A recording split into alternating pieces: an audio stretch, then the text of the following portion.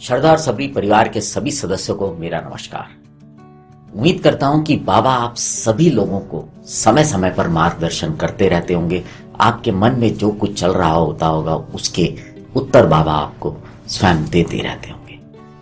आज का जो प्रसंग है वो भी बहुत ही अलग तरीके का है, लेकिन उससे पहले मैं आपको एक बात बताना चाहूंगा कि आप सबके सहयोग से और आप सबकी मेहनत कहूँगा, क्योंकि जो आप हमारे कार्यक्रमों को और लोगों के साथ साझा करते हैं उसकी वजह से जो हम लोगों का परिवार है श्रद्धा और सबरी वो बड़ा होता जा रहा है धीरे धीरे। और मैं हमेशा बाबा से निवेदन करता हूँ कि वो इस परिवार का मार्गदर्शन करते रहें। और उसके साथ साथ इस कार्यक्रम के दौरान हमने कुछ चित्र लिए हैं। उन चित्रों को हम नहीं जानते किसने खींचा किसने बनाया, लेकिन मेरी बाबा से प्रार्थना रहेगी कि वो सदैव उन लोगों के और उनके परिवार पर अपनी कृपा और आशीर्वाद बनाए रखें जिन लोगों ने भी उन चित्रों को खींचा था या बनाया है। आज का जो प्रसंग है वो लाला लक्ष्मीचंद जी के बारे में है। लाला लक्ष्मीचंद जी के विषय में मैं पहले भी एक कार्यक्रम में बता चुका हूं, लेकिन आज का जो प्रसंग है वो उस तरह का प्रसंग है जिसमें ना आप महसूस कर पाएंगे कि बाबा किस तरह से हमारे मन में उठ रहे विचारों को जो है वो भांप लेते हैं और उसका सॉल्यूशन भी तुरंत दे देते हैं। मैं नहीं जानता कितने आप में से ऐसे भक्त हैं जो इस बात का अनुभव स्वयं भी कर चुके होंगे। तो एक बार की बात है कि लाला लक्ष्मीचंद जी जो थे वो द्वारका माई में बाबा के दर्शन के लिए गए हुए थे। और जब वो दर्शन के लिए वहां गए हुए थे तो उनको वहां पर सांझे का जो है प्रसाद मिला। सांझे का प्रसाद उन्हें बहुत ही अच्छा लगा, मतलब बहुत स्वाद लगा और उनको खा के बहुत ही आनंद आया। सांझा आप समझ रहे हो, उपमा को बोलते हैं सांझा। तो सांझे का जो प्रसाद था वो दिया गया और उन्होंने बहुत आनंद लिया। अगले दिन भी जब वो बाबा के पास दोबारा दर्शन करने के लिए द्वारका माई में गए तो उन्हें उम्मीद थी कि आज भी जो है ना सांझे का प्रसाद मिलेगा। और उनके मुंह में जो था उस प्रसाद का स्वाद जो पहले दिन उन्होंने खाया था वो आज भी था।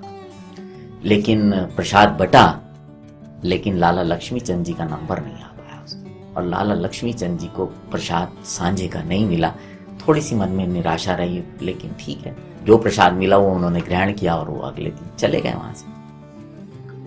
अब जब तीसरे दिन भी वो द्वारका माई में बाबा के दर्शन करने गए, एक्चुअली पहले जो लोग जाते थे ना शिरडी में वो कई कई दिन रुका करते थे, 10 दिन 12 दिन 15 दिन इस तरह से, और जब बाबा आज्ञा देते थे तो आ जाते थे वापस।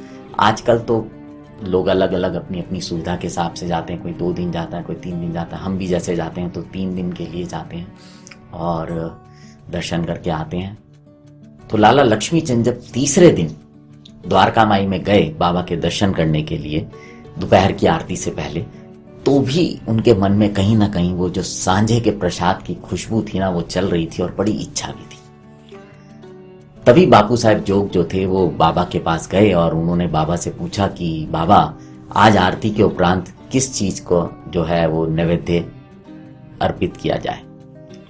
तो बाबा ने बोला कि ऐसा करो, आज सांझे का प्रसाद जो है वो अच्छा बनाओ भारी मात्रा में और वितरण करो। और आरती के बाद बापू साहब जोग जो थे वो 2 बड़े बर्तनों में सांझे का प्रसाद भर के ले आए।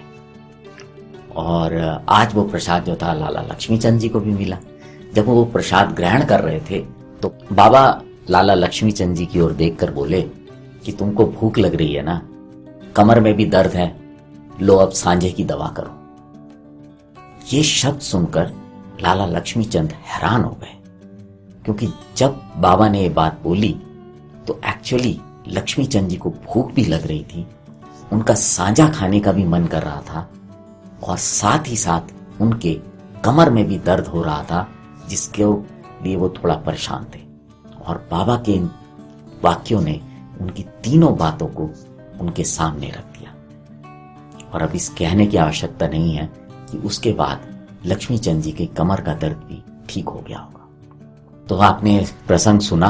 आज भी बाबा हमारे मन के विचारों को पढ़ लेते हैं, उनको समझ लेते हैं और उसी के अनुसार कई बार वो हमें उपाय भी दे देते हैं। तो अगर आपको आज का ये प्रसंग अच्छा लगा हो तो इसको और भी साईं भक्तों के साथ साझा कीजिएगा।